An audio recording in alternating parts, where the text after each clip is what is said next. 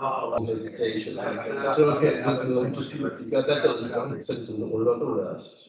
That's fine. That's fine. I didn't see it. That's fine. Still, so we can kick that. Morning. Good morning, Catherine. Gosh. Had a little slow down in the lobby because I didn't.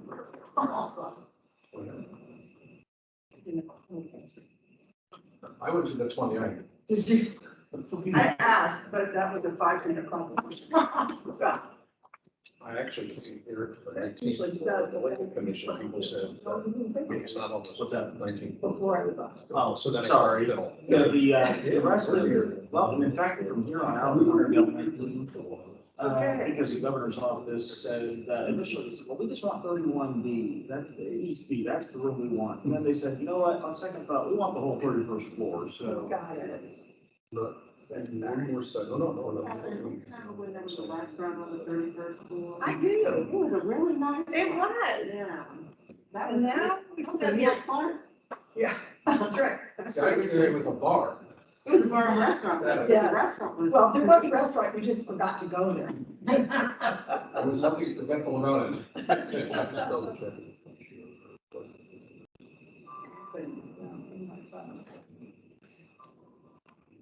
I think the room this would be. Well, I feel like if I didn't pay any attention, you should have.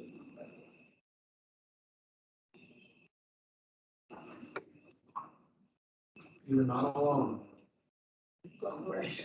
You took an adventure though, I didn't. I can't figure it out. I just wanted to see what it was like. I thought it was really cool. See the way the other half was. Reminiscing about it. Yeah, back in the day. That was the 31st, wasn't it? Oh, that's right, yeah, it was the 31st. That's right. We've been slowly devoted. Yeah. Slowly dying. That would be fine. That was today's man. It's the COVID decline. And that just doesn't move on. Okay, I had already reflected that. In mind. All right, sorry for the delay. Yep. All right, this time I would call the September 9, 2021 meeting of the Ohio Elections Commission to order. Terrific, thank you, please. Ms. Cunningham, Present. Ms. Tavares, Present. Mr. Drummer. Present. Ms. Kaufman, Present. Mr. Norman. Here. Chair Kreitz. Present. Mr. Beatty is not present, other than all members are present. I'll entertain a motion then on the excuse Commissioner Beatty's absence. So moved. Second. Discussion, all in favor of the motion, signify by saying aye. Aye. Opposed, same sign, motion carried. First item on the agenda this morning, folks, is approval of the regular meeting minutes of August 12th, 2021. Each and every one of you should have received a copy of those from Mr. Richter. Are there any changes? I'll entertain a motion that we approve those minutes. So moved. Second. All right, discussion. All in favor of the motion to approve the minutes of August 12th, 2021, signify by saying aye. Aye. Opposed, same sign. Motion carries. Now, a little bit of discussion with respect to items 2, 3, and 4. Item 2 is a discussion concerning the commission subpoena process that was brought up, I believe, the last time we were together during a matter in which I recused myself. So out of an abundance of caution, because that matter is still pending before the commission, we want to recuse myself from that and to allow the process to be somewhat streamlined, and Ms. Cunningham is going to handle that. I will also continue my recusal as to case 2021G-005, which is Hicks versus Schmidt. And I will also be recused with respect to Hicks versus Freeman, case 2020G-019. I've asked the record to reflect that I've recused myself from those three matters. And when I've left the hearing room, I'll be outside. Ms. Cunningham, Before you depart, as it relates to general subpoena process for the commission, I don't know how you would even refuse yourself. yeah, I looked at that, Scott, in some detail, and my initial thought was, I probably can do that. However, my concern is that it was raised during a matter when I have recused myself, and that still remains an issue in a case that I've recused myself from. So out of abundance of caution, you know, I feel more comfortable with myself again. Just like my signs. And actually, that one was passed around that way, so.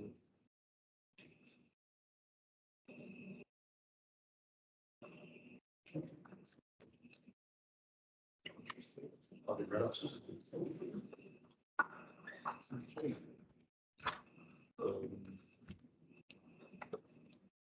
I'll.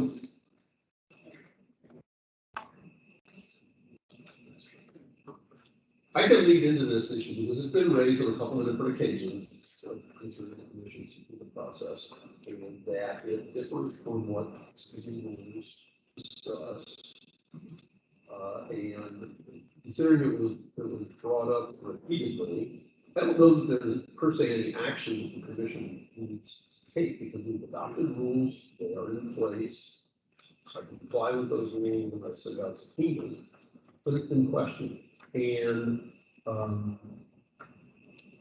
the way I look at it, and I sent you all day yesterday an email that just kind of discusses it in terms of the commission's subpoena authority comes through the General Assembly's. The commission has issued subpoenas this way before if we're back to when it first started issuing subpoenas back in the 70s. And we issue subpoenas, we send out notice, expect people to attend.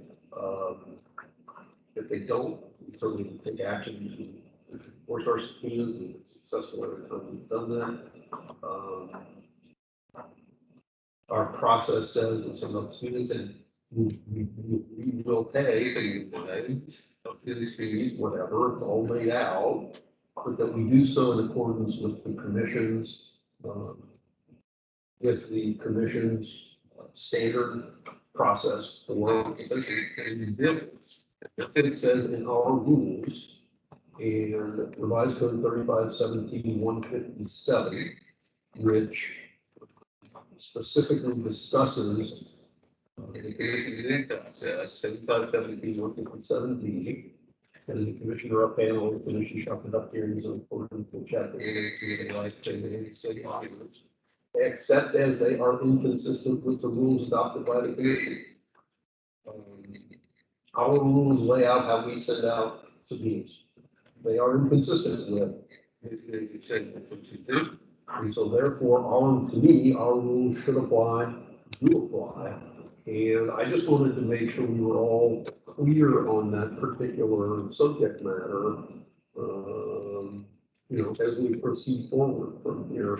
And, if there's any questions that anybody has about it, I go into the history of it as best I can, but, that's the nature of discussing this, is just, reinforcing that I believe we're doing it properly. We do it properly based on our rules. And if anybody wants to challenge our rules, so be it, they can do so, and I'll gladly fight that issue in court. I believe we would win because of the way our rules are written, but I'll go ahead and discuss this in any other fashion or form that somebody wants to discuss.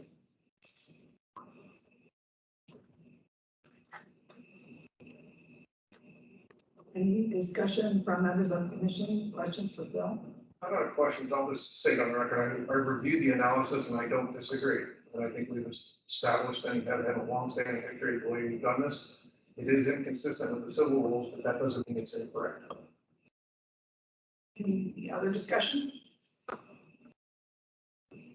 Okay, hearing none, we move on to the next item on the agenda, which is, reconsideration of Hicks versus Schmidt. For commission members, we received a motion. I'll interject there to interrupt, just say Mr. O'Brien is not here currently. He was here. He had informed me he had a potential conflict. Okay. I put it there thinking that he would be here. I'm not trying to, avoid him or move forward without him. I anticipate that he'll be here. If not soon, based on my conversation with him. Okay. So I would encourage us to pass that issue over at this point, and we can proceed on to the next issue, for which council and the complainant like it. Right, there's a commission. Do we have an objection to that? Hearing none, we'll move on to the next item on the agenda, which is pre-hearing consideration of indication of right against self-incrimination.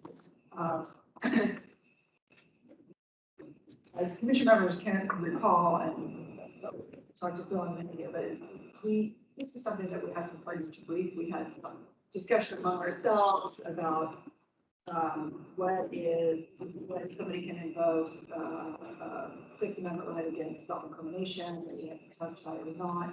Also discussion, because it was both during the discovery process of whether that could continue and how to get a case ready for hearing. So because of that, the commission asked the parties to brief it and asked direction from the executive director on that. We have the parties here today. And we have an active commission. I know everybody reads all the materials and have read the briefs. We can allow oral argument. We're not required to do so. And we can time limit if we want. Happy to take the commission members' perspective on how to proceed with oral argument and any time limitations you may have. So is there any discussion on commission members of how you would like to proceed on that? Yes, Mel, you want to hear oral argument? I think we've got counsel here, we've got the complainant here. I think in fairness, we give them some time, but I think we should tell them if they 10 minutes each or 5 minutes each. We read all the material, but they're here. I think they should have the opportunity to be heard. Mr. Brower, that's a. It's a, well, I don't know, they sent us a pretty extensive briefing on this, but I don't have any problem with the time limited discussion. He's gone. Okay.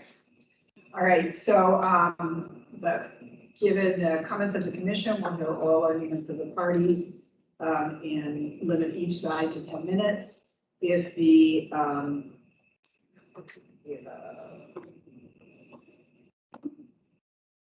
I guess we don't really have a rebuttal process because we asked for the submission. So we'll give 10 minutes for each side. There's not going to be a rebuttal. You say, each side say what they think about it. And then we'll hear from the executive director. And then the commission can debate among themselves, make a determination. So we'll start with the complainant because that's normally how we start. And then we'll go with the respondent. So the complainant, if you would like 10 minutes to argue your motion and address the commission, you will do so. We have read the materials. You don't need to repeat what you've already said, but you're certainly welcome to summarize it for the commission. So I feel like parties feel like they have to educate us from the beginning, but we've read everything. We've read the cases that you submitted to us, so you don't have to repeat everything. Just repeat what you tell us, whatever it is you think, in addition to the briefs, should be considered. Yeah, so I'm glad to be brief. However, I don't know what he's going to say, so there might be things he says that I would like to reserve time to rebut or to question. I know you may or may not let me do that, but I'm glad to be brief as a trade-off as to that, at least in consideration of that when we get there. Why don't you speak to the record and just. Typically what we do in the legal proceedings, if you want to have rebuttal, you reserve time. I'll reserve time, How much would you like to reserve? half of my time. Okay. Okay. 5 minutes. So, and I will, so somebody can, it's 10:13 right now, so I'm going to begin. My So, chrono's going. you know, I think I'm learning a lot, and I think hopefully you guys are also learning a lot. I'm not a lawyer, but there's a lot of these things that I think are very important topics, not just for this case, but for cases into the future. You know, and I think there's actually two major things that came up is whether a person, I don't think there's any dispute about whether you need to, somebody can take the fifth. Okay, that's not the dispute. The question is it a civil process for taking the fifth? Can you take the fifth to every question, like where you live? You know, things like that. What's the name of your treasurer? Questions that have nothing to do with criminal implication. Or can you be like a criminal process and totally not say anything? I think that's one thing. The other thing that came up in this is obviously the point of already having submitted an affidavit. And to me, the implication of what if people start coming before this commission and saying the affidavits they submit in the preliminary phase, they lied because it was beat out of them. Because that's the real issue with the affidavit, is not that it was compelled, is that it's been caught that it wasn't the truth.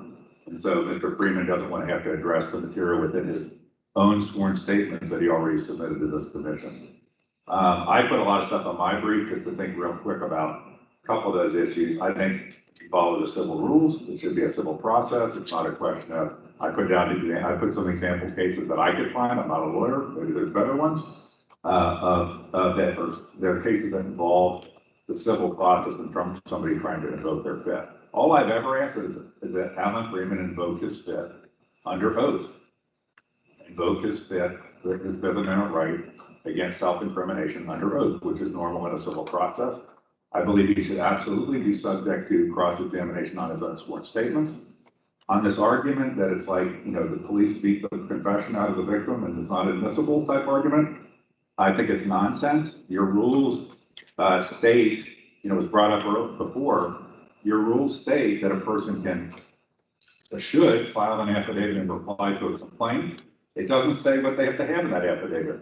It says that they could be found guilty or they could be found accountable if they don't file any reply at all.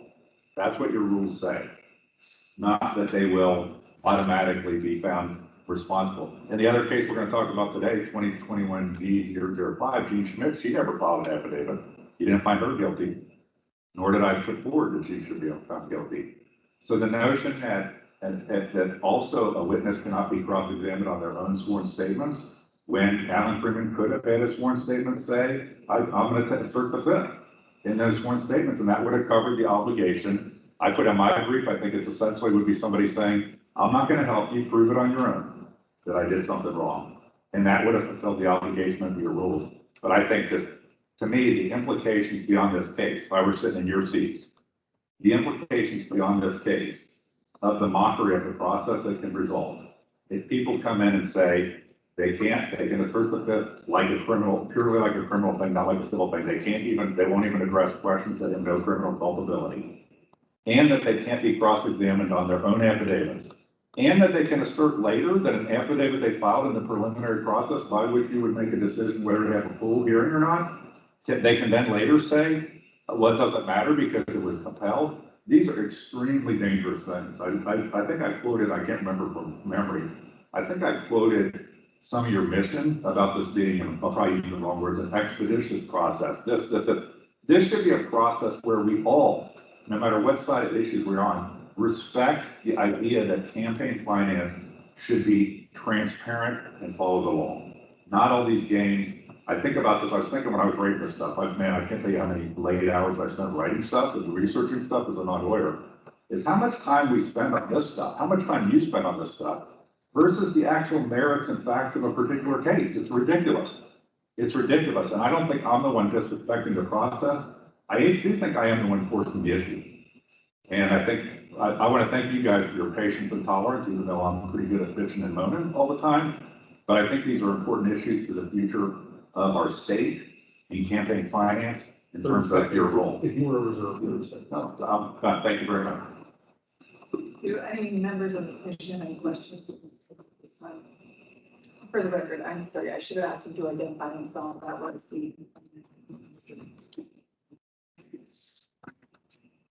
Mr. Bryan? May it please the commission, as you know, I'm John Bryan, I represent respondents as well as respondents' wife, Ann Freeman, in this case.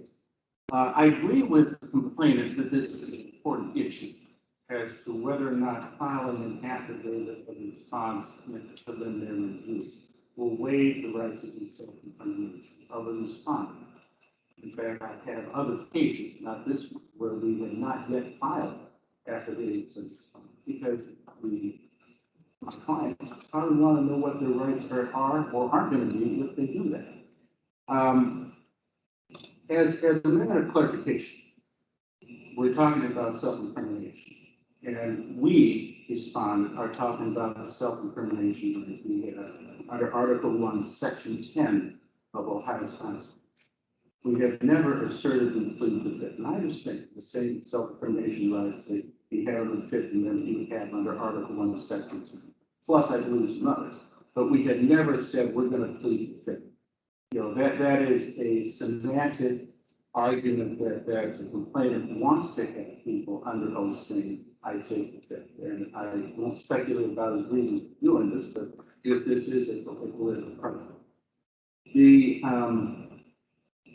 I also don't want to mislead anybody. I mean, there are a couple of motions that are still pending. The motion about Susan Jones is no longer pending, but she can be here on the 7th, assuming we all agree she's not a party. If she's a party, she needs to, I think the complaint's pretty clear she's not a party.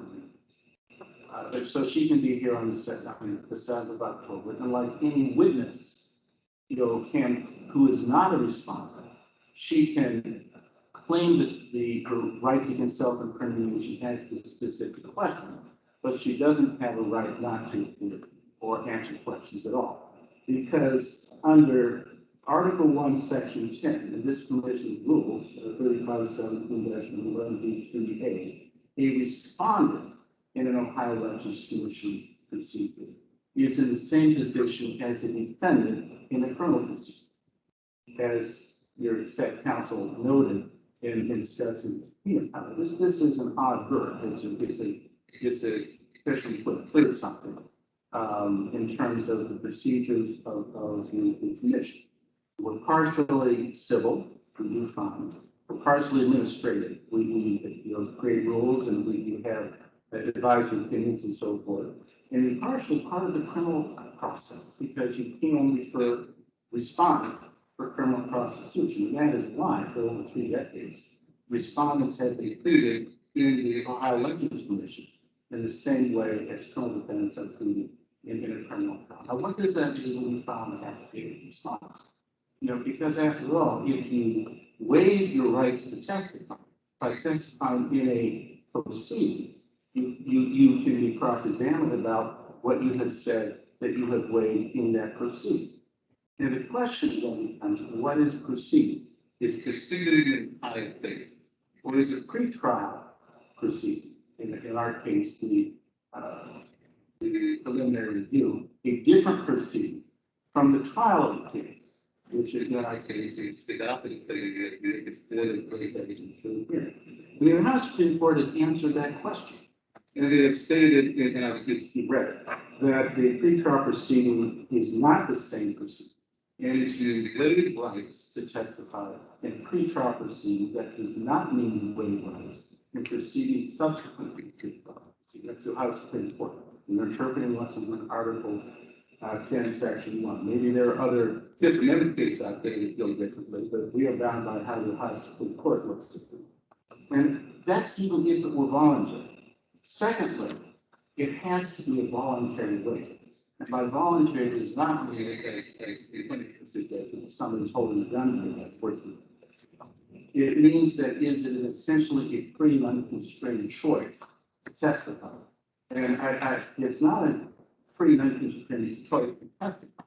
If the rules state that your failure to file a proper affidavit of response may mean that all the allegations will be treated as true. That doesn't mean, of course, the lawyer can argue that without looking at the facts, there's something procedurally wrong with the complaint and dismiss it on that basis. But it does mean you cannot contest the facts unless you have an affidavit of response. And that would place a respondent in a position where either file an affidavit of response, which I usually file or ask prosecutors, or you don't, and you leave when you let it contest the factual allegation of the complaint. Yeah, the lawyer may be able to throw it out because you get a bias or some other thing, but that's a different issue in terms of whether or not there's a legal argument as opposed to whether you have a factual argument. And secondly, there's also a right to contest those, even if it weren't coerced, even if it were a matter of trying to raise an issue that you can only raise by filing an affidavit of complaint. We cite those cases as the Ohio Supreme Court once again stated, when a person's assertion of the privilege is penalized in a way that proves that person choosing to be silent, you can't use that against them. And it's not a waiver of the rights not to testify. We lay all this out in our groups, so you read it, and I don't want to tell you things you already know. But I did want to also state that we're focused on that issue today. And I don't want to mislead anybody. I'm probably gonna file a motion to dismiss the two, in fairly in a couple of days or whatever. But this is still an issue that's important to decide, not just for this case, but for, other cases that are coming up, so that we understand, and everybody understands going forward. Do you have to waive your right to file an affidavit of responsibility to prevent yourself from having to respond to interrogatories and be deposed and testify at trial involuntarily or not? It's an important issue. I think the answer is clear, but the commission needs to decide one of them. Any questions for Mr. Brown? Thank you, Mr. Brown. Mr. Dix? Wrote down 6 things as Mr. Bray was talking, and I appreciate it in the rebuttal time. The first thing you mentioned was, yes, clients who are not filing responses because they don't know their rights. And I'm wondering, what rights are those? The rights to lie in affidavits? Yes, so the absurdity of, I think, as I said, it's not about being compelled, it's about being caught. The second thing is, he repeatedly says that he did not assert the fifth, but I'll read out of the filing for this. In fact, filing is affidavit, the respondent did not waive his rights under Ohio Admin Code 35171-11B3A. He keeps referring to this code, okay? And it keeps referring to the code, and the code is what says, B says a respondent or witness may refuse to answer questions based on the right of self-incrimination guaranteed by the Fifth Amendment of the Constitution and Article 1, Section 10 of the Ohio Constitution. We continue to see Mr. Bray playing these semantic games with what's actually being asserted when the rule that he keeps asserting is very clear. The next thing I want that he brought up is this idea of compelled. The affidavit was compelled. Let me remind everybody here, what happens to this commission if people are allowed to lie in their affidavits they file in response to complaints and then later claim it was compelled so that it doesn't matter? They have a right to respond in their affidavits saying they're taking the fifth if they respond in an affidavit. I would assert that he is voluntarily waiving his right to be cross-examined on the things in his own affidavit when filing that affidavit. And let's remember, when he filed that affidavit, Mr. Freeman was represented by counsel. He was not a babe in the woods pro se person coming in and representing himself. So I think that I wrote down 2 other things. I know I'm kind of jumping around here to react to his points. But I like that you guys say that you give pro se clients some discretion. And I'm a pro se client. And people can make claims about me, but I have a very good reputation as a watchdog that's willing to put incredible amounts of time and effort into things like this because it's about right and wrong. It's what's right and wrong. It's about millions of dollars of corruption in Ohio politics, of which this is one of the cases. And I appreciate you give pro se clients the benefit of the doubt, but what message does it send? When you look at how much effort, how many times I've had to drive here, I don't have an option to request mileage reimbursement to just try to get a case heard. I think, borders on the absurd and says that this commission cannot be functional for the citizens of Ohio if it doesn't at some point get clarity as that this is going to be an efficient process. What I think you guys should do is make Mr. Freeman take the fifth under oath. Say that he has to be cross-examined on his own sworn affidavit. If Mr. Bray and Mr. Freeman don't like that, they can take it to court. They can take it to court and let a court resolve how this commission is going to be able to have people testify or not, how they take the fifth, and whether they have to stand behind their own affidavits. To do otherwise is just going to make a mockery of the Ohio Election Commission going forward on any serious matter like this. We're talking about a case that involves $290,000 of money that was clearly spent on a campaign for which the campaign at one point received an invoice by their own admission. This shouldn't be that hard. These tactics throughout have been dilatory. You guys all experienced the negotiation about the interrogatories in complete bad faith, where then he refused to even sign off on his own interrogatories after all that time. And I just think there's obviously legal issues, there's legal things you need to consider, but I think there's a bigger picture issue also of the ability of this commission to serve the people of Ohio on any matters of consequence involving election finances. So thank you for the additional time. Any questions on the commission? Mr. Richards? Based on the submissions that they provided, I provided a memorandum outlining my particular position on this. With all due respect to the statements that the commission process is civil, to me, it is not civil, it is administrative.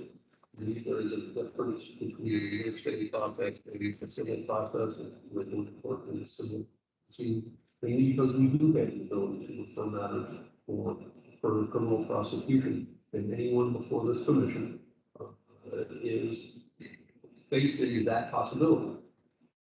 Looking at the breadth of cases the commission decides and determines, is it likely?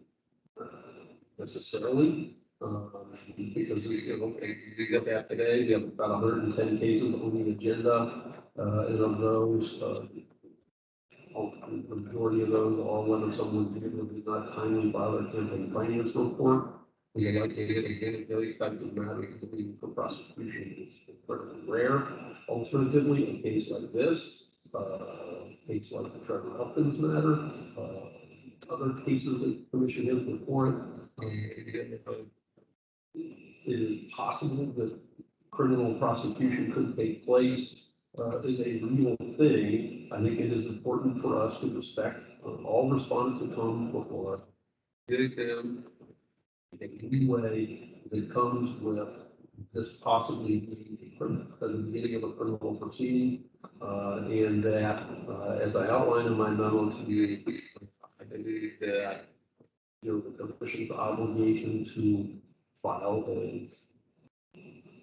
an affidavit at the beginning of the proceeding is potentially persuasive, and if we could allow someone to feel an obligation to do so, with all the cases that we'll deal with after we get done with this case, maybe the affidavit can be submitted.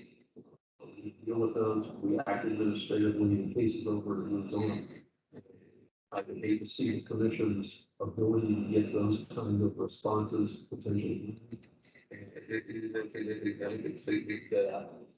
We would not subsequently respect the invocation of self-determination rights by a respondent before us.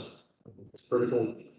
We say, I think the commission should allow Mr. Freeman to invoke his rights against self-determination in the future, based on the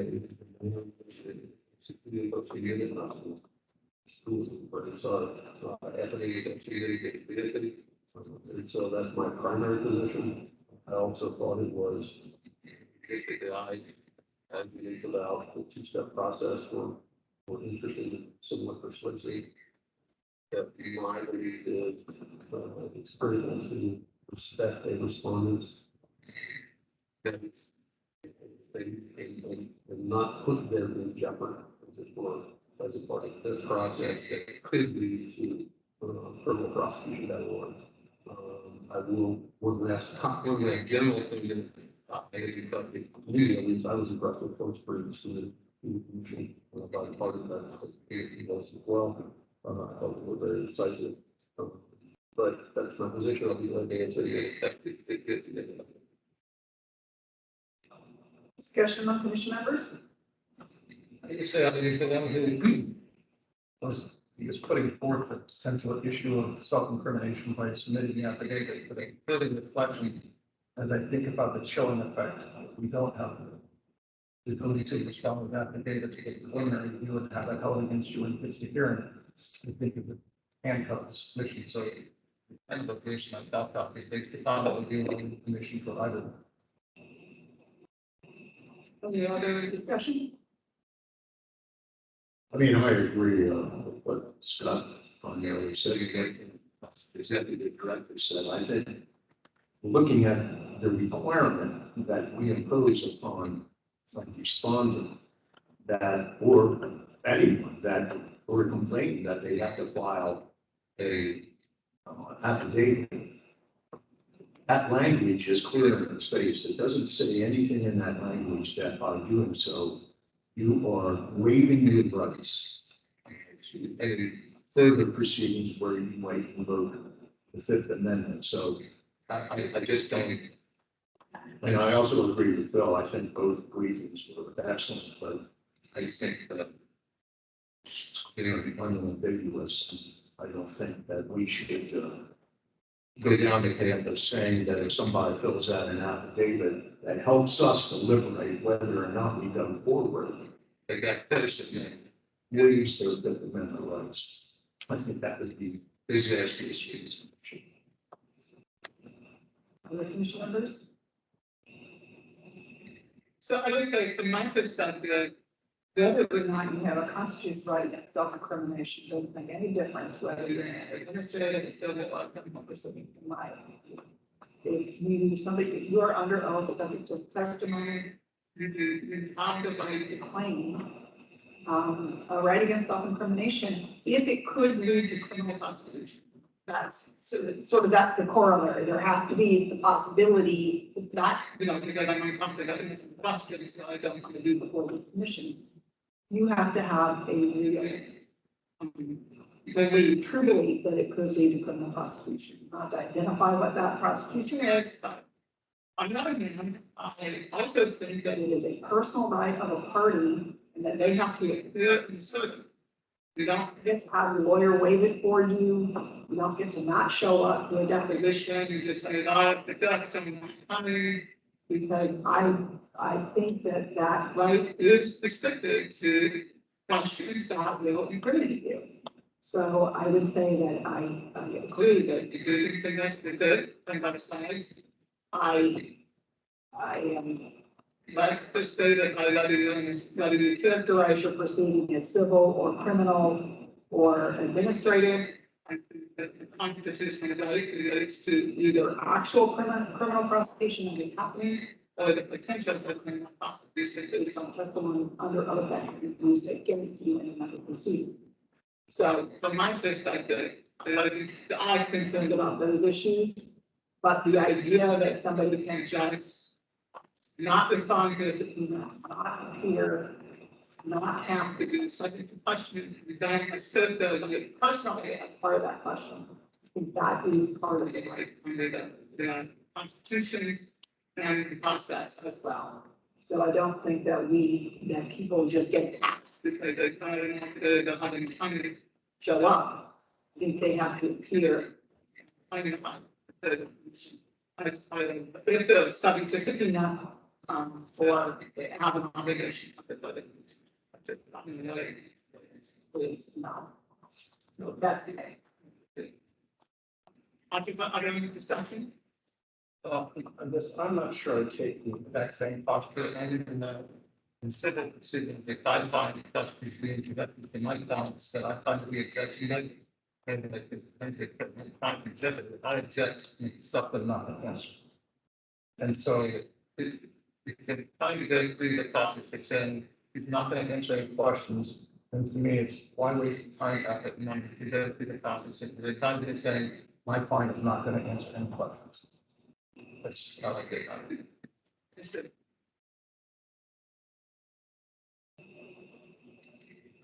Any other discussion, commissioners? I guess what is before us is a single issue of the other, someone can the other would be filing out an affidavit relates to by self-incrimination. Like the issue of what commission in this case. So, the chair will entertain a motion. I'm going to executive director. If you file an affidavit before this commission, then that is said, it does not preclude you from invoking your right against self-incrimination. I get placed in anything. I said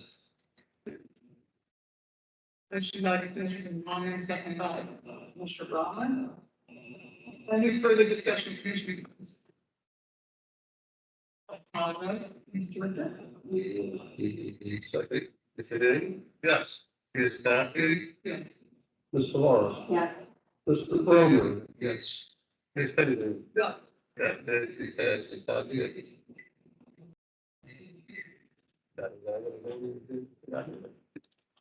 Thank you, gentlemen, for the briefing and.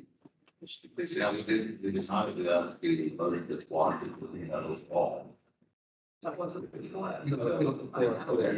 Putting out there. Correct.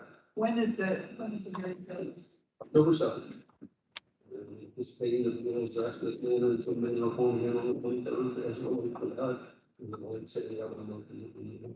I see now, I'll interject, that Mr. O'Brien is now present.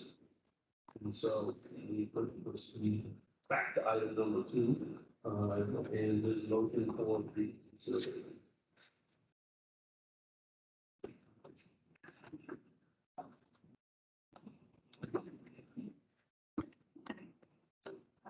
Okay, commission members, we return to, motion for reconsideration, case 2021 G-005. We have a motion filed by the respondents for a reconsideration of the decision of the board.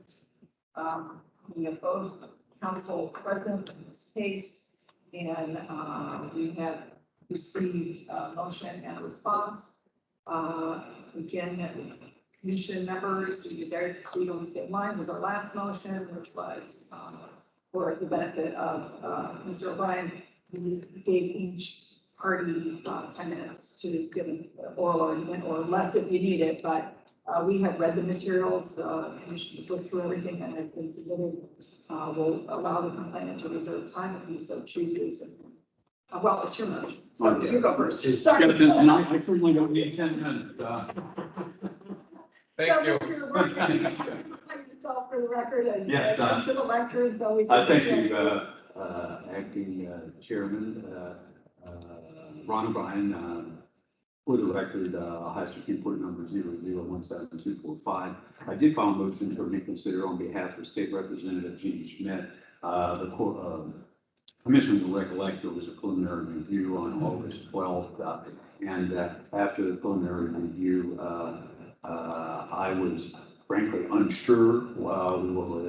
I had raised questions on the lack of personal knowledge, raised questions on the lack of probable cause, and I raised questions regarding the lack of a substantial factual dispute that needed a hearing.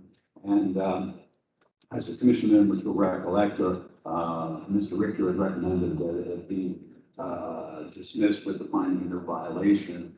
So it's a 3-3 vote with the chairman Price recusing himself, and then a subsequent vote. Well, it wasn't dismissed on any of those reasons, and the executive director's recommendation has not followed. Let's set for hearing, and that passed 6-8. And at least I was left wondering, well, are we saying personal knowledge is not required? Quite clearly, 2 affidavits didn't establish personal knowledge. Number 2, are we saying that there was corporate contribution in trying to determine what I need to do to represent Ms. Schmidt? What's the corporation that made this contribution? The only one referred to, I think, is Constant Content, which is an LLC. And then secondly, there were issues where I had suggested that it made sense to try and narrow the issues to look at each charge separately, and whether or not there was probable cause on one but not on another. And so in looking at commission rules that authorized a motion to reconsider before the order went out, and the order gets approved in the minutes, and the minutes presumably are the last item on the agenda today that will be approved. So it's a timely motion to be considered, and in trying to determine what should happen going forward. It seemed to me that the lack of personal knowledge was present, the lack of probable cause was present, and the lack of jurisdiction for that reason, and that we're really subjecting Representative Schmidt to depositions, which Mr. Hicks has already made discovery requests, which I believed would not be operative until the commission did act by approving the minutes that set for a hearing. And so I've not yet answered those, plus I'm awaiting the decision on this revised motion, Mr. Heard.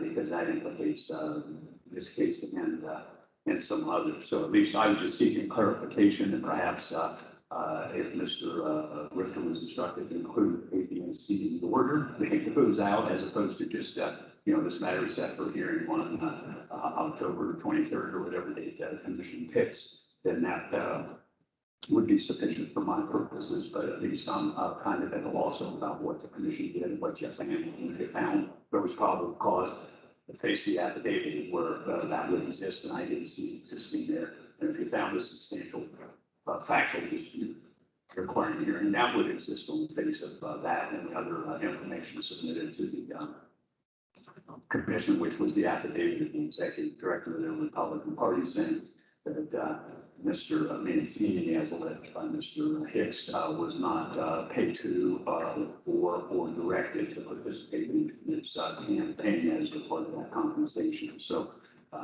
those are the reasons I filed a motion. Happy to answer any questions. Any questions by commission members? Hearing none, Mr. O'Brien? Okay, thank you.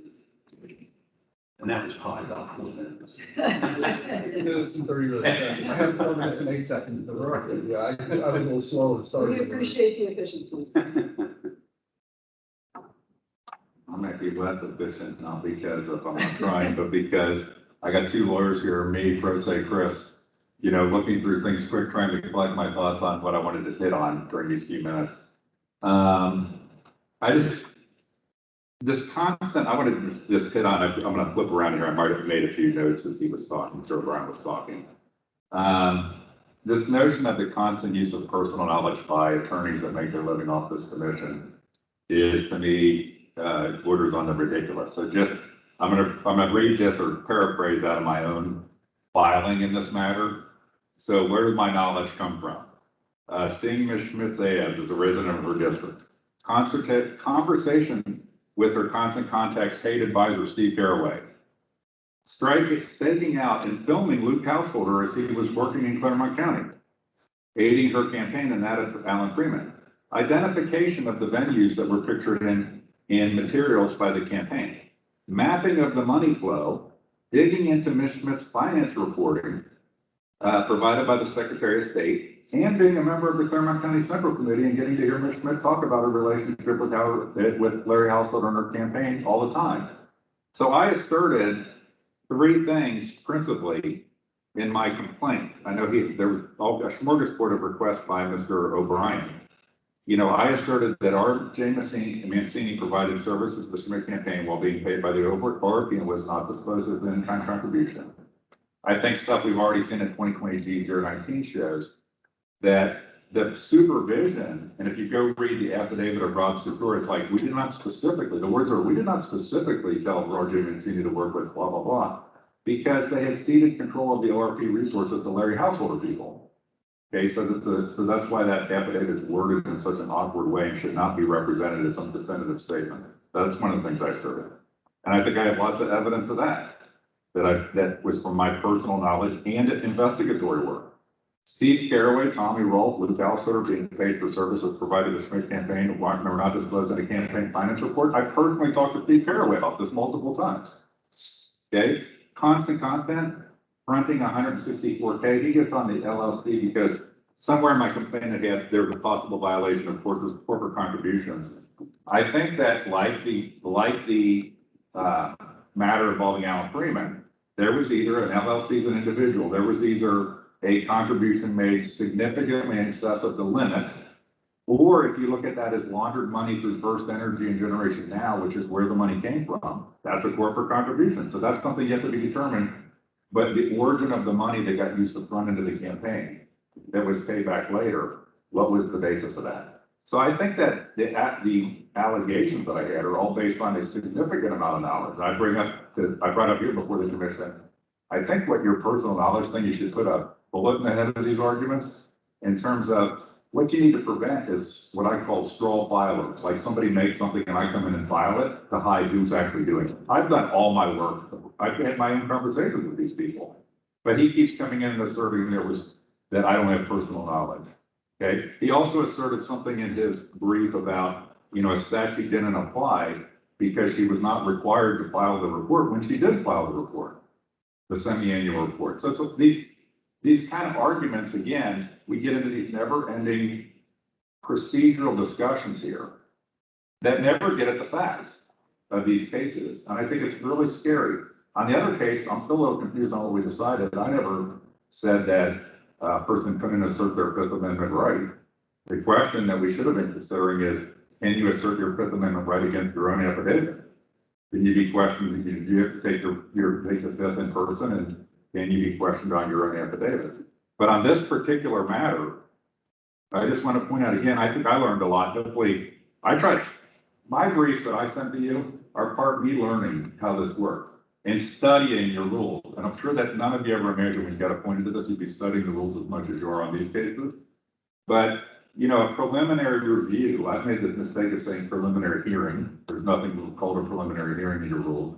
A preliminary review has two parts: probable cause panel, which I don't know that you ever use, and the full commission. And in the full commission part, the word probable cause is never in there. And it says that the full commission can set a matter for hearing by the full commission if it finds there's a significant factual dispute exists, or there's uncertainty as a material fact necessary to determine whether there is a violation to any or all of the allegations.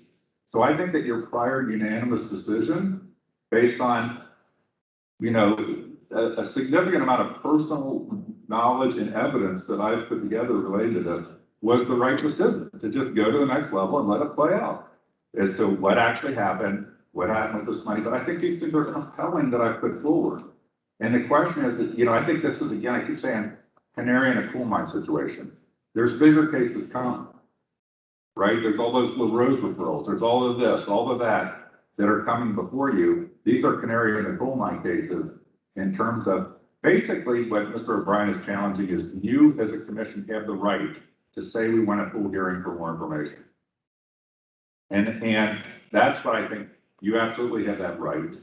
I think it's very important. I think your rules need to get cleaned up. If you've noticed from some of my briefs, there's places where the titles of the rules don't match the language in the actual rule, right? The words in the title don't appear in the actual rules. This is the case here on a preliminary review. But for, you know, in my brief, for all the reasons that I brought up, I think your decision was correct before. Mr. O'Brien, I sent a discovery request to Ms. Schmidt, and I sent a discovery request to her treasurer, okay, which he has ignored. He ignored for 3 weeks, and then I have reminded him to, if you read my brief, I reminded him he should file something, you know, not just let this play out. But we missed another hearing. You guys canceled the hearing. I think you made the right decision. I think everything I've done is based on personal knowledge, including conversations with people that were involved with her campaign that I could testify to. And this absolutely begs for more information for a full hearing. I think there's absolute probable cause of what's involved, and I'm not even sure that's necessary for you to ask for a full hearing. I think you can ask for a full hearing just because you want a full hearing. You want to hear more information on something so that you can make an informed decision on what to do with it going forward. And I apologize. I know these cases are probably hard, and you would rather, I know if I were in your position, I'd rather have cases on signed disclosures and stuff like that, like straightforward stuff. But these are the cases that are really important for the future of our state and for clean finance reporting and for integrity of the process, and that political candidates realize they have to respect the process. Thank you for the time. Any questions by commission members? You're not. Yeah, very briefly. Mr. Hicks wants to attribute personal knowledge to something that isn't personal knowledge. And if he does have that personal knowledge, it's not in his affidavit. He just said, let me testify at a hearing to illuminate it. The issue has not been illuminated in his complaint. You have to look at the complaint and on the face of the complaint and the affidavit and any other information, make a determination. Is there a significant factual dispute requiring a hearing, or is there probable cause? And he said, well, look, Luke Householder was in Claremont County. I took his picture. So what? That does not prove, and it does not prove personal knowledge that he was there to work on Gene Schmidt's campaign. And he doesn't allege that he saw him work on Gene Schmidt's campaign. He doesn't allege, I saw him hanging signs, passing out literature. I mean, he says they're there, but that proves nothing. That does not establish probable cause, and I guess that's my concern, and at least here or anyone else, and I know some of the members of this commission have run for office themselves. You can file an affidavit, making an allegation, and say, let me go on a fishing expedition, and that's what he's asked you to do. And I guess that's been my concern, and that's why I asked for the reconsideration. Nothing further. Thank you. Thank you. Questions by members? I do have a question. Yes. I can tell you what I think personal knowledge in like real world situations means, but what does it actually mean regarding being able to bring something to us that we will, like, in leave, if that makes sense, what does that really look like? Because I want to make sure that I'm not looking at it through the wrong lens. Mr. Richter? Well, how I have always approached, moving matters before the commission is reading the complaint and seeing what is contained in there. In this particular instance, Mr. O'Brien, you know, there isn't the phrase on my personal knowledge in the affidavit. And in a lot of affidavits that the commission received, that's not the case when they come from pro se person. It isn't included in there. It should be. I'll take directions from you guys to say, make sure that's there in the future, and if not, reject. But I've always looked at the entirety of the materials provided, and in assessing all of those materials, that makes a decision to set the matter forward. And in addition, you know, honestly, from a real basic process of sending matters before the commission, I look at very basic information. Is there a name and address for complainant, respondent? Is there a statement of the case? Is it properly notarized? It says this is the steward saying assigned it sworn before the notary public is originally assigned, and if so, I put it before you. But I look at then the body of the complaint and see what's all in there. And, you know, as I read Mr. Hickson's materials that he submitted in terms of reviewing campaign finance reports, assessing those, getting that kind of information, and subsequently putting it out there. You know, you can certainly argue that maybe some of the other stuff isn't, but also just looking at the general circumstances in every complaint, and if there is, as I look at things, a reasonable assessment that what has been done to bring that complaint before the commission, and is it sufficient? I'll move it before the commission. I don't know that there, you know, the commission doesn't have a specific rule that says this must be included in order to make it an affidavit of complaint. Well, it does. We do have that in terms of making an affidavit of complaint. It has to be properly notarized and sworn properly. That's the element of it. But other than that, when I bring something before the commission, I look at all of the circumstances that are laid out in the complaint. Mr. Hicks made reference to a disclaimer complaint. You know, have they made the assertion that it's not there? Have they looked at the material? You know, it helps if they send in a picture or something along those lines so we can actually see it. But you know, that's sufficient for me, even if the words, you know, I base this on my personal knowledge, are not specifically included in the material. And what's your process if it wasn't sworn, or there's no notary, or there's not substance of an allegation? If there's no notary, or if there's an improper notary anymore, it gets sent back immediately. If there is a notarization on it, and it's signed, but you can tell, you know, it's like, I read the newspaper article, and the newspaper article said this. Well, that's not real personal knowledge of the facts and circumstances of any particular matter. That's the second, more or less, providing second material. I would probably put that before the commission, and then as a part of my recommendation to you, I would probably recommend that the commission dismiss it, probably both personal knowledge. I haven't done that very often, but I've done it before. My complaint from you. Because like I said, the first thing I do is look at 5 basic elements, and if those are there, it goes forward before I interject myself into the situation. And if there's not sufficient, in my opinion, a sufficient showing, then I'll recommend dismissal. You guys will all have still an opportunity to review that person comes before you, there's other comments that they make, whatever else, if they come in person, here, or you can assess it for yourself and see. Because I'm certainly a recommender, I've always said that, I'm a recommender that you guys are the deciders. And so that's the process that I use because I don't know. And in the case- Process procedure is that we don't want to have these thrown off because of a technicality or procedural following. It's let's get to the merits of this thing. So, and in this case, what was your process? Mr. Rickman? Case before us here. I don't have this complaint right in front of me right at the moment. But certainly some of the elements that he cited as he was standing up there go into my assessment of his report. That he looked at a financial report, that he assessed those financial reports, he witnessed those, that he saw those and brought them forth to us. They were looking at them, that he referred to, what Mr. O'Brien has said, yeah, he saw Newcastle in there, that's sufficient. That probably is sufficient, but that's something that may come out if it decides to go here. You guys have decided whether we actually did work on something like that. That's one of the, to me, these are the marginal issues they have, as I'm assessing a written complaint. If there's more to it than that, that's certainly something that I will say, okay, that's fine. Unless I didn't recommend dismissal of an early stage in this, because I feel like some of the efforts in Mr. Hanks undertook to move this thing forward were sufficient to establish that he has personal knowledge of this act. Any other questions, commission members? Discussion. So, the issue before this commission right now is whether or not to grant respondent's motion to reconsider this, correct? Correct.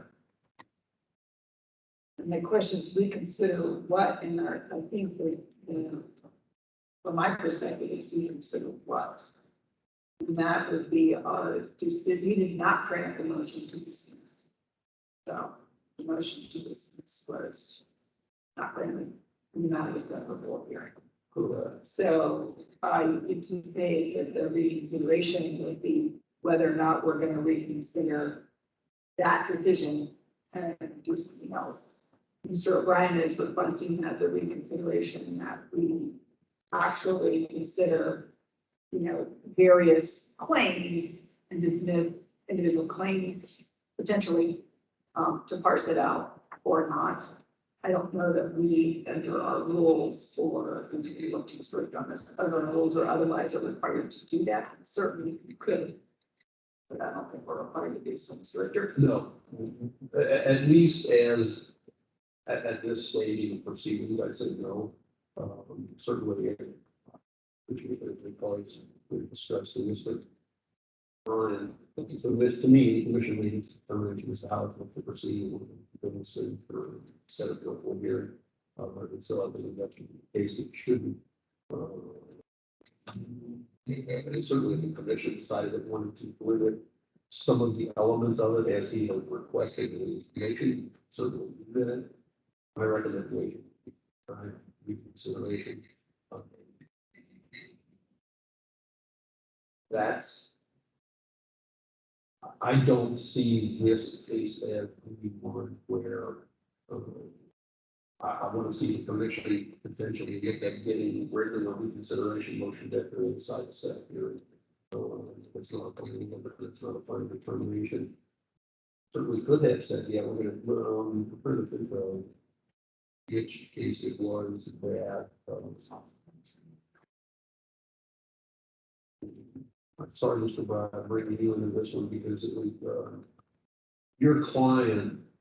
You didn't end up representing him at the hearing. I can't remember the gentleman's name right now.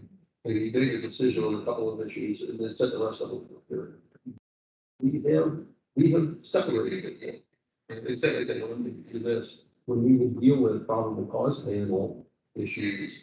Dealing with false statement cases, there were various times we would say, okay, we're not going to do this, we're not going to do this, we targeted that. You could have separated it out. It would have been better. maybe they would have, they could make it clear, if the determination was to set the matter for hearing. So for me, that's the commission's decision, that's what we are. And that is not a merits decision. Correct, it's not, we have not any, they find that there's no violation of any of those allegations, they find that there's one or two violations. Now, when we get down to that level, and I think most recently, everybody experienced it in Trevor Elkins' case, when you have contentious issues, I guess I'll phrase it that way, we have broken out those issues and said, okay, we're going to find a violation here, we're not going to find a violation there. And we separated things out, and that's something too, historically, I always go back to the case that was appealed by the commission, and the commission made a basic finding of violation of false statements, and it was appealed. And I'm not remembering the judge's decision when it was that, when it was set up in one appeal, but there were probably about 8 false statements when you were on the commission the first time, and the judge went through and said, no, that's not false. Nope, that's not false. Nope, that's okay. But he identified each element, and then came to the last one and said, yeah, that is false. So I'm going to uphold the commission determination. And I felt like from that, I learned when I was still, this is going back 20 years, I learned if you get into a situation where you have multiple issues, let's break them out and make a determination on one, so that, if you make a finding against Mr. O'Brien's client down the line, we can find a violation here, a violation here, but yes, there's a violation here, you will still feel, we've identified that item in which we have made a specific finding against his client, so it's not, throw something against the wall and hope it sticks for the circumstance. Any further discussion, questions by commission members, question for Mr. Hicks or Mr. O'Brien? We were unanimous in our conviction to set this for a hearing last time. I move to deny the motion for reconsideration. Yes, got motion by Mr. Norman to deny the motion for reconsideration, second by Commissioner Tavares. Any further discussion? Roll call vote. Mr. Brewer? Yes. Ms. Kaufman? Mr. Norman? Yes. Ms. Tavares? Yes. Chair Cunningham? Yes. Currently sitting Chair Cunningham. That motion passes 5-0. Thank you to both. Thank you for your consideration. Thank you for your time and succinct arguments. I'll get my first.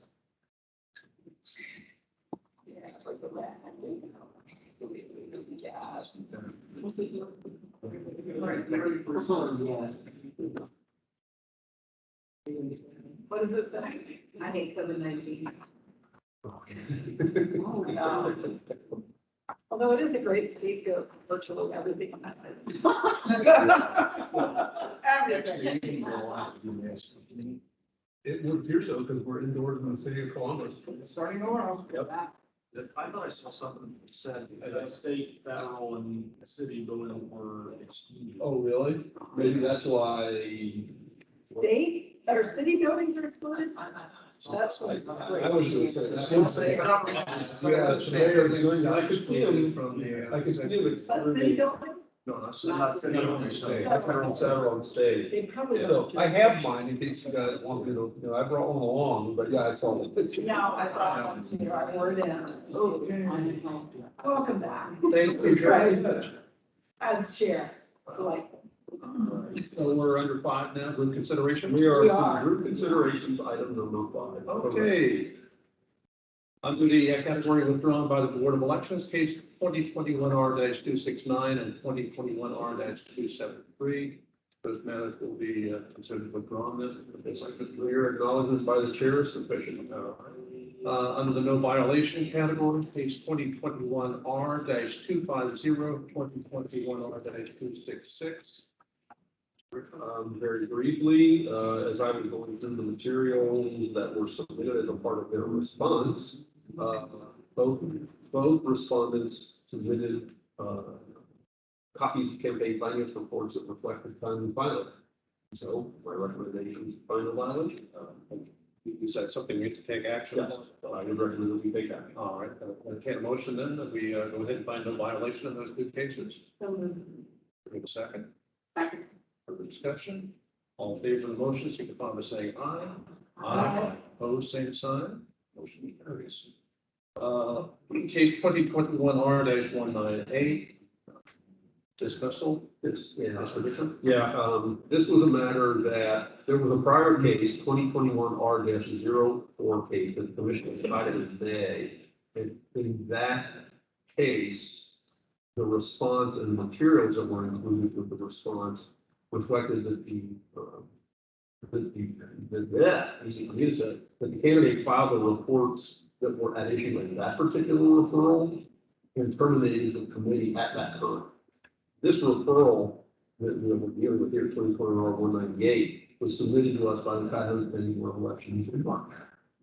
And so it was done prior to that decision, but after the materials have been provided. So I think it's the simplest thing here to just dismiss this matter because the committee is already terminated.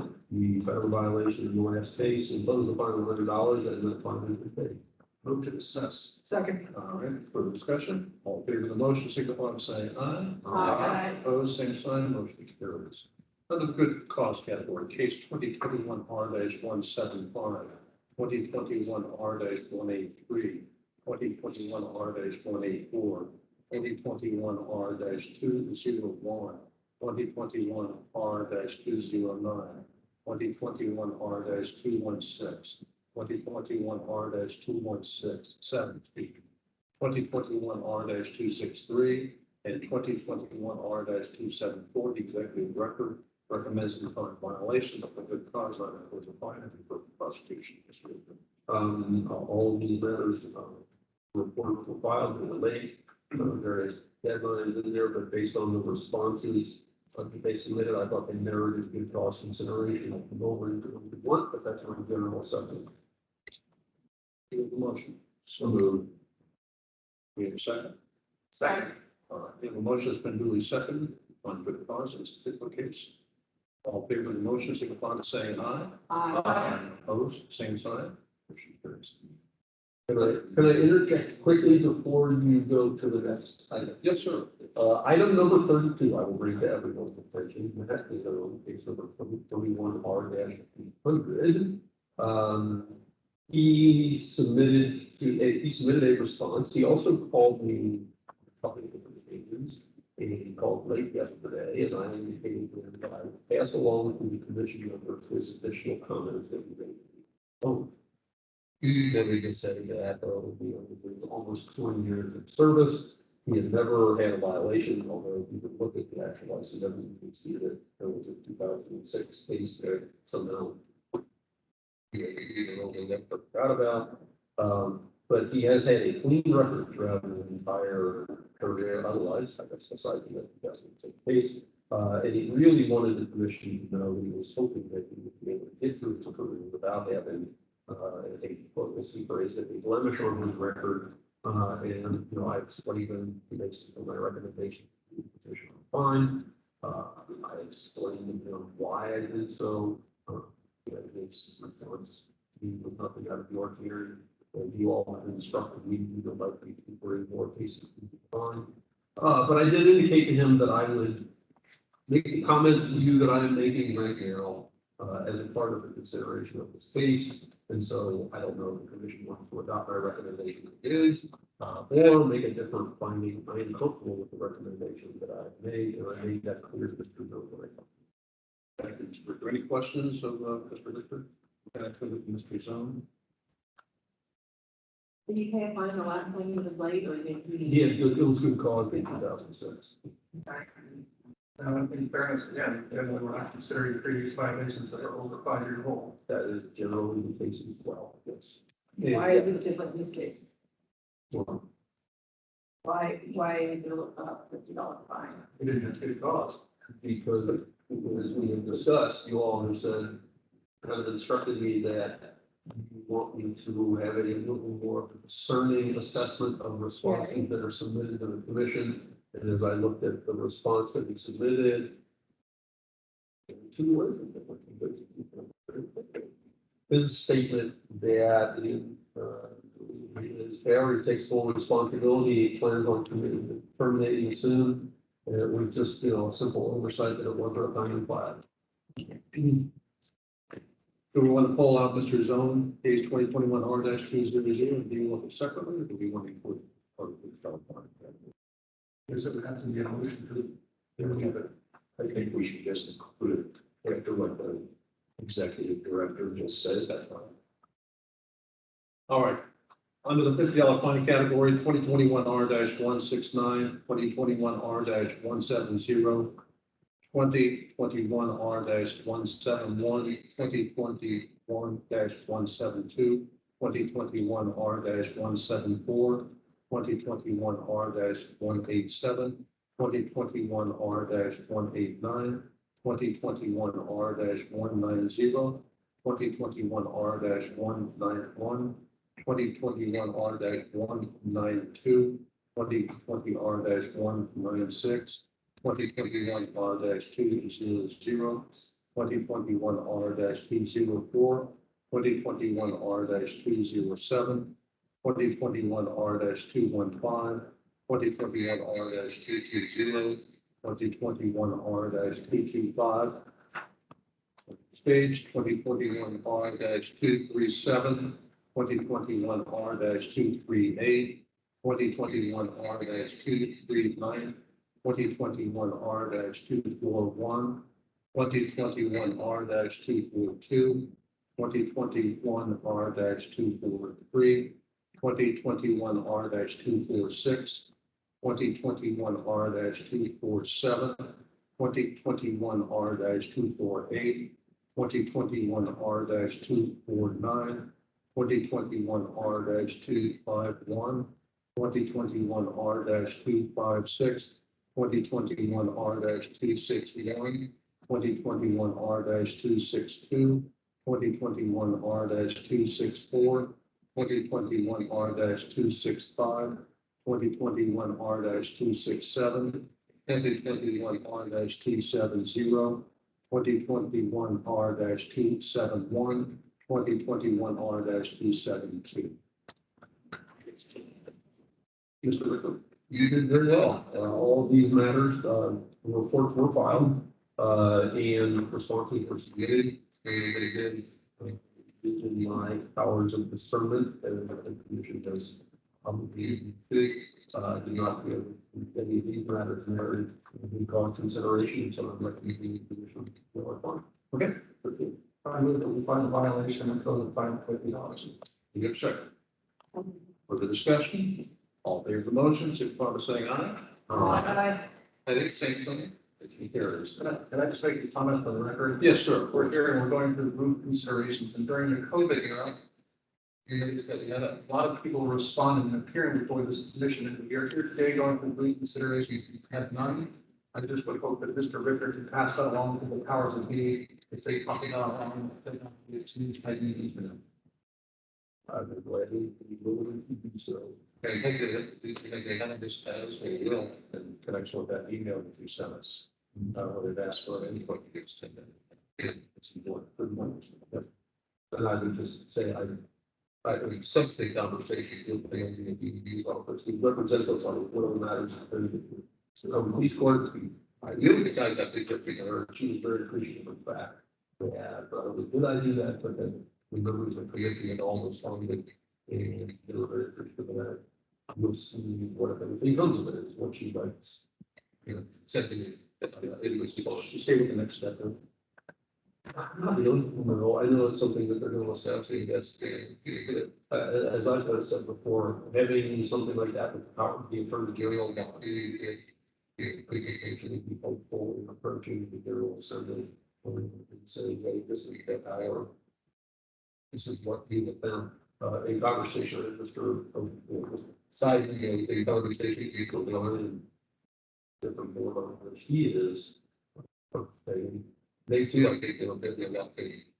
But I was, I'll always say that, but that his experience, they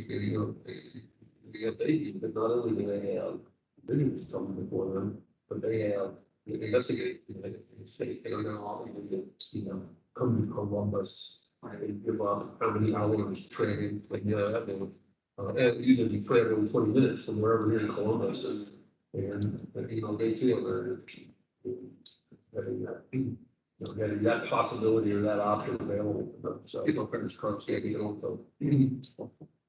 All right, this category is a $100 fine category. Yeah. Wow. Let's go. I'm gonna start doing that. Everything. Case 2021R-180, 2021R-188, 2021R-222, 2021R-240, 2021R-244, 2021R-245, 2021R-268. Recommendation of the executive director that we find a violation, impose fine of $100. Mr. Richter? These are matters where either the respondent had a prior before the commission, $50 fines, or, and I don't know off the top of my head, or matters where responses, I'm sorry, submissions were made, but there was no response to the commission. Without a response, I couldn't even get a $50 fine on good cause, so I'm at $100 fine. Do we have a motion? Mhm. Do we have a second? Second. Motion been duly seconded. Following the recommendation of the executive director, all in favor, signify by saying aye. Opposed, same sign. Motion carries. Next category, case 2021R-253. Executive director recommends we find a violation, impose a fine of $100, and declare the committee terminated. The original response that we received on this matter was from the treasurer. He said, I tried to resign from this a number of years ago. I don't know what's going on. It's up to the respondent or up to the candidate. And I've broken that down for you in the CW. The respondent then did subsequently respond and say, yeah, I have responsibility. I'm just in filing deadline. He didn't really say that the treasurer was not responsible. But he also indicated that couldn't get certain information. His last report was about $150, but in the intervening period, the bank wiped out all those funds, closed the committee's account, but they don't have any other records at this point of that. They informed them of that, but they don't have any other records. And so based on his submission to the commission, the payment submission, I'm recommending, as I have in the commission, find a violation, impose $100 fine, but then go on, declare the committee terminated, because every other bank record that can provide, say that zero balance, but he was, in his statement, is indicating that he got a zero balance because of that. Questions from Mr. Whitman? If not, I'll entertain a motion. And we're going to be following the executive director's recommendation. Motion, is there a second? Second. All right, motion has been duly seconded. Follow the recommendation of the executive director. All in favor, signify by saying aye. Opposed, same sign. Motion carries. Next case 2021R-260. The executive director recommends finding a violation, imposing a fine of $100. Mr. Richter. This is a case where the Montgomery County Board indicated in this precise value report, don't know exactly when. And looking at if there are prior matters, the last time in January 2020, the commission found a violation, but the law did not impose a fine. Back again, the report was filed, no response was submitted. And so since there was no response, and there was a prior violation, my recommendation is that the commission find a violation and impose $150 fine. Questions to Mr. Richter? Written motion. So moved. We have a second. Second. We have a motion has been duly seconded that would approve the recommendation of the executive director. All in favor of the motion, signify by saying aye. Aye. Opposed, same sign. Motion carries. And next, case 2021R-203. The executive director has recommended finding a violation and imposing a fine of $250. This is a situation where, according to the Board of Elections, the report was filed, but it was late, filed in April. There are two prior cases involving this particular act. One of the fine imposed in 2018, and second one going to $25 a day. And so my recommendation here, and there was no response to the commission. My recommendation here is to find a violation of a fine of $250. Questions to Mr. Richter? I'll entertain a motion. Move that we follow the executive director's recommendation. Second. Second. The motion has been duly seconded that it, recommend that we follow the executive director's recommendation. All in favor of the motion, signify by saying aye. Opposed, same sign. Motion carries. Next case, 2021 R-255, $500 fine category. Mr. Richter.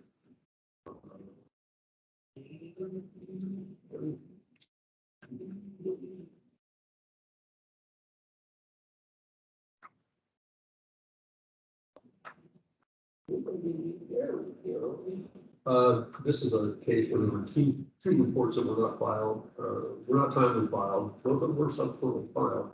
But within the days after the report should be filed.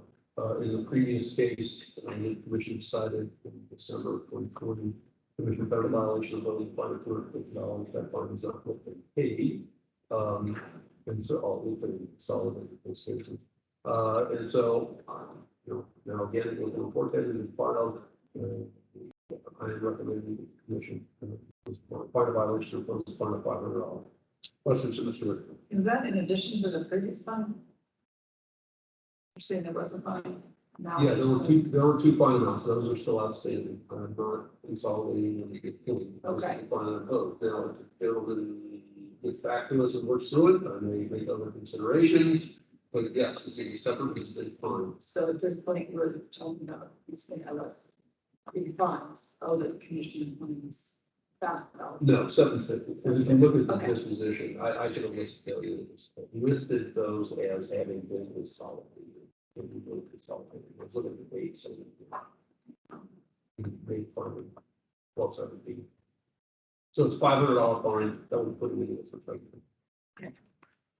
Further questions of Mr. Richter? If not, I'll entertain a motion. So moved. Second? Second. Okay, motion been duly seconded. Follow the recommendation of the executive director. All in favor of the motion, signify by saying aye. Aye. Aye, same sign. Motion carries. Next, group consideration, case 2021 R-179, 2021 R-185, 2021 R-194, 2021 R-223. Executive director is recommending finding the violation and imposing a fine of $25. The consideration option, Mr. Richter. The matter, the reports are not, these are generally initial person, they have not filed their reports, in the last couple of days, it's had not information, but per diem fine until such time as the report is filed, on violation of those per diem. I think we will be following the executive director's recommendation. And we have a motion to duly seconded. Follow the recommendation of the executive director. All in favor of the motion, signify by saying aye. Aye. Opposed, same sign. Motion carries. Next case is case 2021 R-235. Executive director recommends consolidating a case number 2021 2020 R-405 fine violation and impose a fine of $25 a day for the reconsideration option. Obviously, we have the prior case that was pending, here we got service on, it was kind of vehicle, not that the file, rather than a case outstanding, where recommendation to consolidate these, they $3,000 a day, and one third of person about it. We have a motion. So moved. Do we have a second? Second. We have a motion been duly seconded. No, I just seconded. Oh, you did. Okay, I'm not, you crossed your up, didn't I? You're scaring me. I think I'm listening, and all of a sudden I'm not hearing something. The motion has been duly seconded. Okay, then we consolidated case number 2021 R-445 on violation of $25 a day with consideration option. All in favor of the motion, signify by saying aye. Aye. Opposed, same sign. Motion carries. Case is case 2021 R-257. The executive director recommends a fine of $25 a day for reconsideration option with payment of $250. Mr. Richard, There was a prior, relation to this particular candidate, the reports have not yet been filed, actually got confirmation that from the elections. And so, And there are second step in cases such as this, I will make a recommendation of fund violation. Per diem fine, it's $25 per day, given the ability to have reconsideration, but probably you can pay $250 in order to get that reconsideration. Questions of Mr. Richter? Do I will entertain a motion? Second. Motion been duly seconded, please follow the recommendation of the executive director. All in favor of the motion, signify by saying aye. Aye. Opposed, same sign, motion carries. Next case is case 2021R-226. Executive director recommends finding violation and imposing a fine of $25 a day with reconsideration option on payment of $1,000. It's one of the more fascinating cases.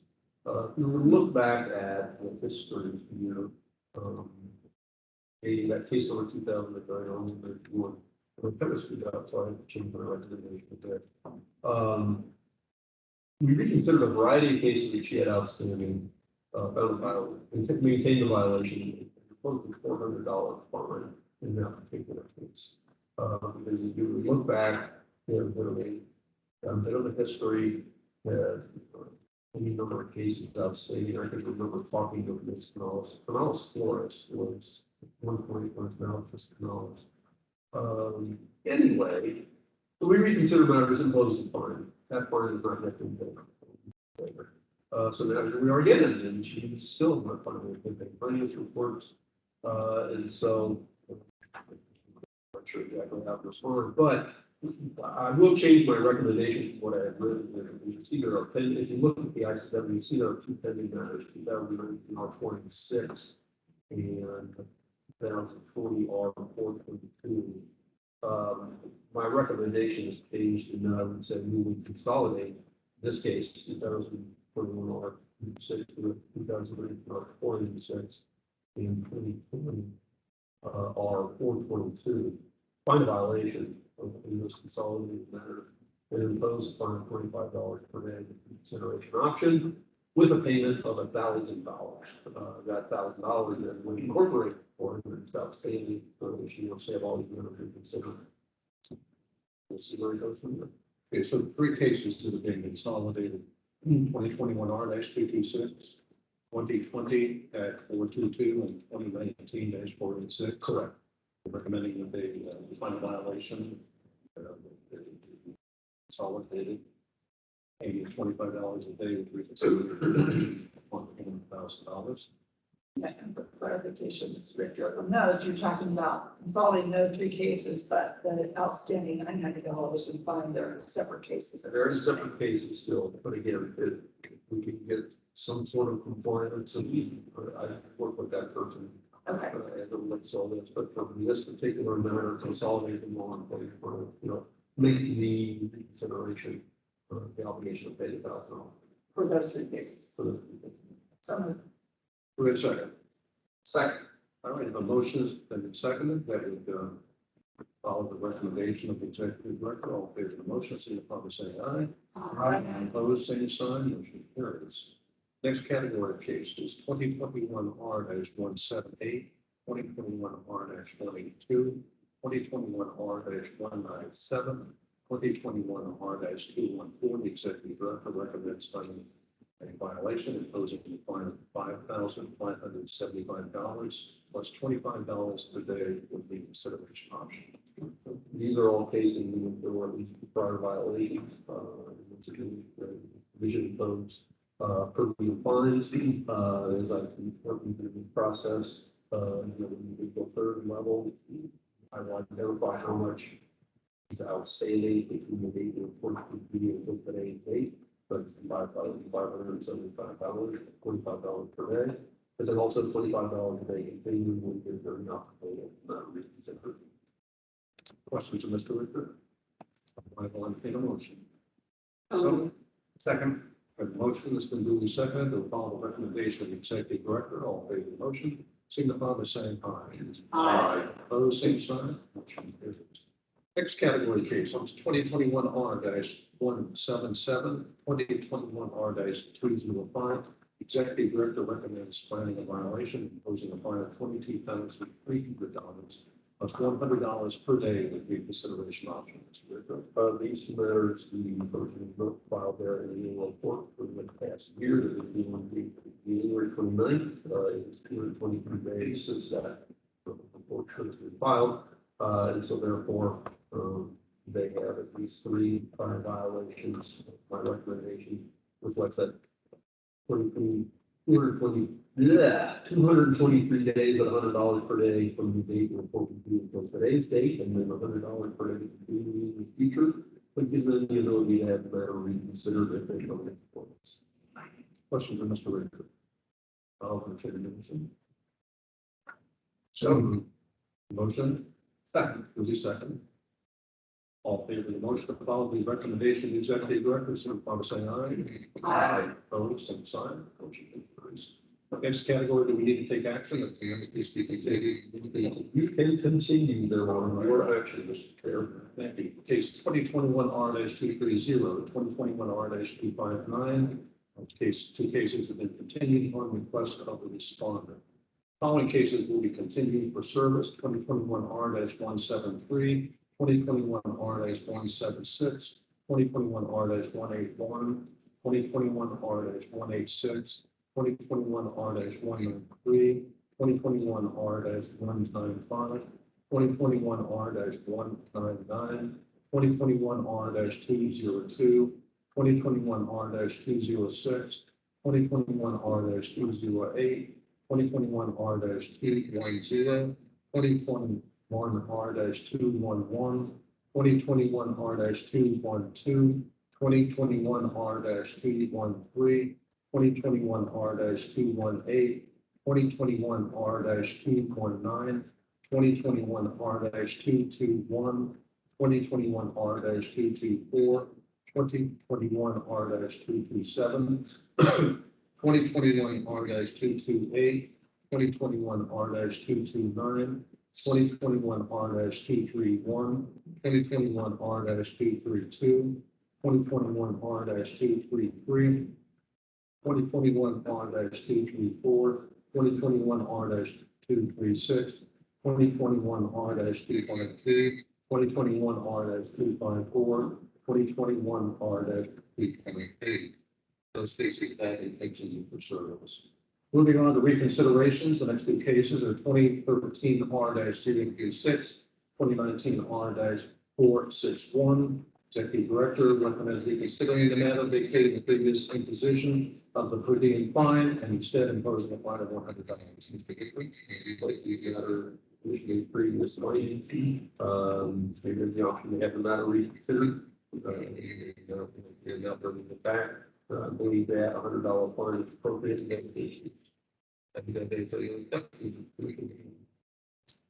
There's a question, I'll entertain a motion. So moved. Motion, please second. Second. Motion been duly seconded, follow the recommendation of the executive director, I'll state the motion, signify by saying aye. Aye. Opposed, same sign, motion carries. Final category of cases, case 2019 R-266, 2020 R-159. Executive Director recommends reconsidering the matter, vacating the previous imposition of the per diem fine, consolidating the cases, instead impose a fine of $250 as has already been paid. Mr. Victor, this case, we pick the item, or case number 2020 R-159. We're finding that they said earlier, they about a violation of posing fine $45 per day.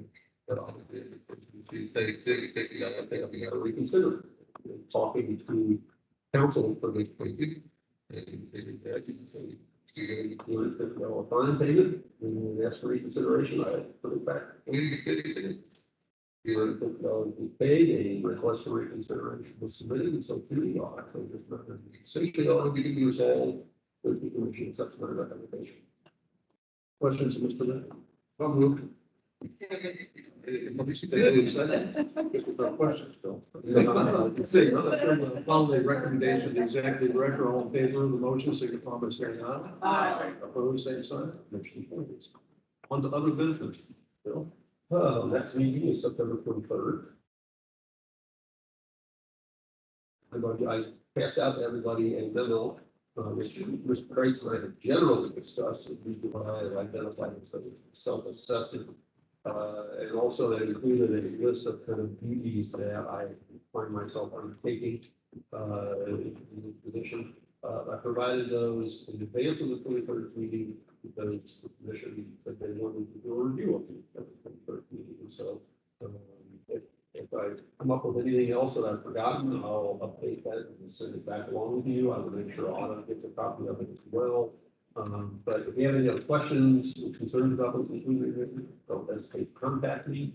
As we've done That's previously, all I've got. as we've done previously, we'll enter into executive session. Of that, correct, the next meeting. Okay.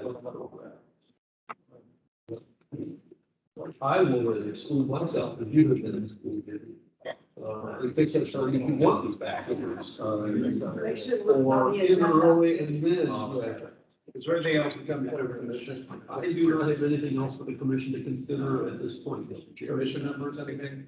If not, I'll entertain a motion to adjourn. Oh, man. All right, do we have a second? Second. Second, okay, the motion to adjourn, second, say aye. Opposed, same sign, motion carries. Safe travels, thanks, guys. Stay safe. On the weekend. Go Bucks. Yeah. Good goal. Yeah.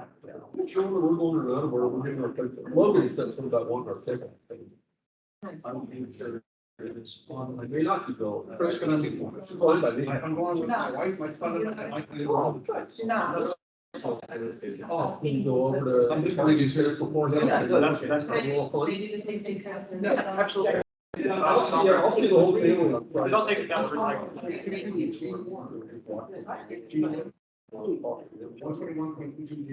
You will appreciate it.